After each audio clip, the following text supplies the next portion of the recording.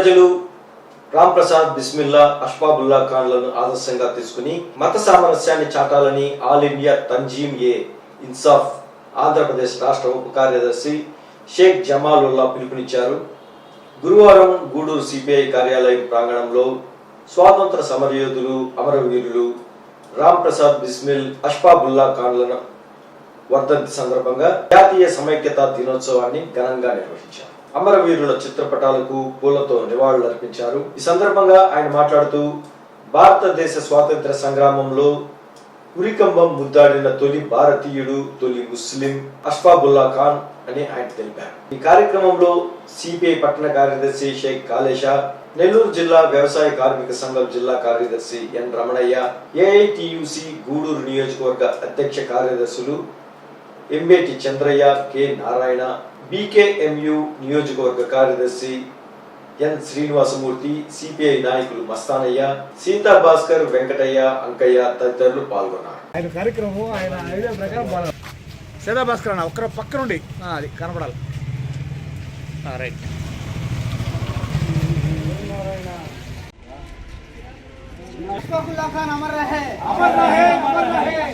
ఈరోజు స్వాతంత్ర సమరయోధుడు, అదేవిధంగా చాలామంది భారతదేశంలో స్వాతంత్రం కోసం ప్రాణాలు అర్పించిన వాళ్ళు చాలామంది ఉన్నారు.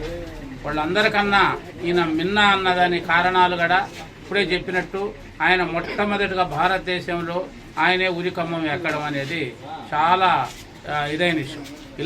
ఇది ఎందుకు చెప్పాల్సి వస్తుందనంటే ప్రధాన కారణం ఏంటంటే ఈరోజు ఉండే ఆర్ఎస్ఎస్, బీజేపీ మత శక్తులు ఈరోజు అనేక ప్రచారాలు చేస్తూ ముస్లింకి దేశస్తులు కాదు విదేశీయులు, వీళ్ళు వెళ్ళిపోవాలా, వీళ్ళకి వచ్చిన ఉన్న భూమిని ఇది చేసుకోవాలని చెప్పే ఉద్దేశంతో వాళ్ళు పకడ్బందీగా ఆ రకమైన చేస్తారు. ఇప్పుడు కూడా మనం చూస్తున్నాం రాజకీయాలుగా ఎన్ని చేయాలంటే అన్ని చేస్తూ ఇప్పుడు ఏంటంటే వక్ఫ్ బోర్డు స్థలాలు, ఆ స్థలాలని దోచుకోవాలనే ఉద్దేశంతో బీజేపీ ప్రభుత్వం ఆర్ఎస్ఎస్ ప్రయత్నాలు చేస్తుంది.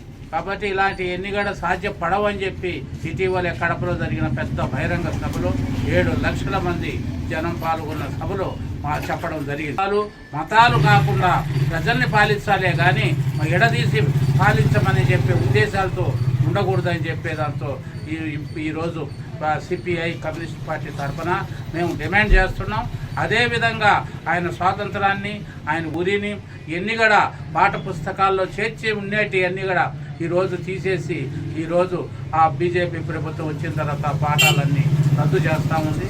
కాబట్టి ఇట్లన్నింటినీ వాటిలో చేర్చి ప్రజలకి చైతన్యవంతం వచ్చేటట్టు పిల్లలకి ఇది రావాలని చెప్పే ఉద్దేశంతో ఈరోజు మేము డిమాండ్ చేస్తాం. భారతదేశ స్వాతంత్ర సమరయోధుడు కామ్రేడ్ అష్ఫాకుల్లా ఖాన్ వర్ధంతి సందర్భంగా సిపిఐ పట్టణ కార్యాలయంలో సిపిఐ, అలాగే ఏఐటిసి, అలాగే రైతు సంఘము, ఇన్సాఫ్ సమితిల ఆధ్వర్యంలో ఘనంగా నివాళులర్పించడం జరిగింది. ముఖ్యంగా అష్ఫాకుల్లా ఖాన్ గురించి చాలామందికి తెలియదు. ఈయన 1900 సంవత్సరంలో అక్టోబర్ 22న ఉత్తరప్రదేశ్లోని షాజహాన్పూర్ అనే గ్రామంలో జన్మించారు. అప్పటి నుంచి దేశం మీద భక్తి, అలాగే గాంధీ ఆశయాలను పాటిస్తూ దేశం మీద భక్తితో చాలా పోరాటాల్లో పాల్గొన్నారు. రామ్ ప్రసాద్ బిస్మిల్ అనే అతనితో స్నేహం ఏర్పడి స్వాతంత్ర సంగ్రామంలో ప్రత్యక్ష పోరాటంలో దిగారు. అప్పటికి ఆయన వయస్సు కేవలం 20 సంవత్సరాలే. 20 సంవత్సరాల వయసులోనే ఆయన స్వాతంత్ర సంగ్రామంలో దిగారు. అప్పుడు కాకోరి అనే ఒక రైలుని బ్రిటిష్ వాళ్ళు తీసుకుని పోతున్నటువంటి ఒక డబ్బు ఉండేటువంటి రైలుని దోపిడీ చేస్తారు.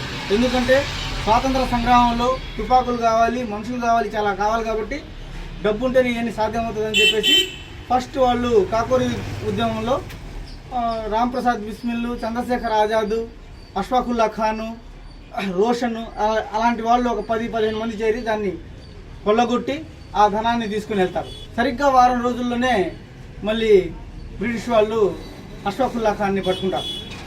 పట్టుకొని జైల్లో నిర్బంధిస్తారు. అప్పుడు జైల్లో 4గురికి రామ్ ప్రసాద్ బిస్మిల్, అష్ఫాకుల్లా ఖాను, అలాగే లాహిరి, అలాగే రోషన్ అనే వాళ్ళని ఉరిశిక్ష ఖరారు చేస్తారు. మిగతా వాళ్ళకి యావజ్జీవ కారాగార శిక్ష విధిస్తారు. ఎంత పోరాడినా వాళ్ళకు ఉరిశిక్ష తప్పదన్నట్టు. అలాగే 19 27 సంవత్సరంలో ఇదే రోజున డిసెంబర్ 19న అష్ఫాకుల్లా ఖాన్కి ఉరి వేసేస్తారు. అప్పటికి ఆయన 27 సంవత్సరాలు. భారతదేశంలో స్వాతంత్రం కోసం ఒక ముస్లిం వ్యక్తి మొట్టమొదటిసారి ఉరికంబాన్ని తాకినటువంటి చరిత్ర అది. దీన్ని బట్టి ముస్లింలు ఈ స్వాతంత్ర సంగ్రామంలో ఏ విధంగా ప్రాణాలు అర్పించారో తెలిసేందుకు ఇది ఒక ఉదాహరణ. ఇలాంటి వాళ్ళు ఎంతో మంది ప్రాణాలు అర్పించారు. ఆ రోజు ఆయన ఉరికంబాన్ని ముద్దు పెట్టుకొని మెళ్ళో వేసుకున్నారు. మెళ్ళో వేసుకుని ఏం చెప్పాడు? ఒకే మాట, ఈ భారతదేశములో మొట్టమొదటిగా 7 కోట్ల మంది ముస్లిం భారతీయుల్లో మొట్టమొదటిగా స్వాతంత్రం కోసం నేను ఉరికంబాన్ని ఎక్కుతుండడం నాకు చాలా గర్వంగా ఉందని చెప్పాడు. అడిగితే ఒకే మాట చెప్పాడు, నా మృతదేహం ఏదైతే ఉంటుందో ఆ మృతదేహాన్ని మీరు జాతీయ జెండాతో కప్పండి అని చెప్పాడు. ఆ రోజు రామ్ ప్రసాద్ బిస్మిల్, అష్ఫాకుల్లా ఖాన్ వీరిద్దరూ ఒక హిందూ ఒక ముస్లిం కలిసి పోరాటం చేశారు. దానికోసము ఈ రోజుని జాతీయ సమైక్యతా దినోత్సవం అని పేరు పెట్టారు.